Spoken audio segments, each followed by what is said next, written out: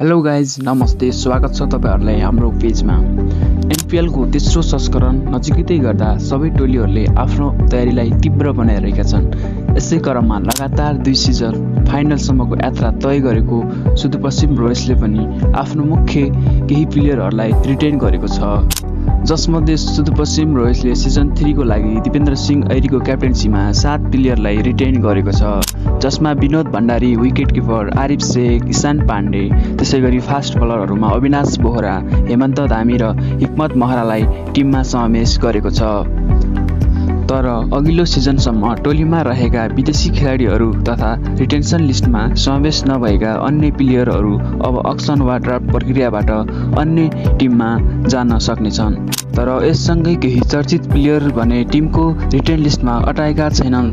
तीमध्ये spinner Naren south पनि एक हुन्। उनले एनपीएल सिजन 1 मा आफ्नो पहिलो डेब्यू गेममा नै 5 विकेट लगेर एकाएक चर्चामा आएका थिए।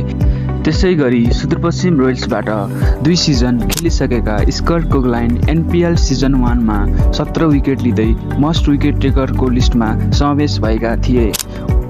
लगातार 2 सिजन फाइनलसम्म पुगेर पनि च्याम्पियन बन्न नसकेको सुदूरपश्चिम रोयल्स यसपटक भने बलियो रूपमा देखिन्छ। 7 जना प्लेयरलाई रिटेन गरिसकेको टोलीले अब जुलाई 6 मा हुने अक्सनबाट थप खेलाडीलाई भित्राउनेछ।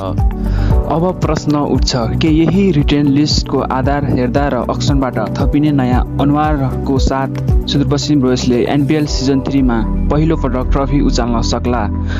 भिडियो मन परे पेजलाई फलो, शेयर र लाइक गर्न नबिर्सिनुहोला।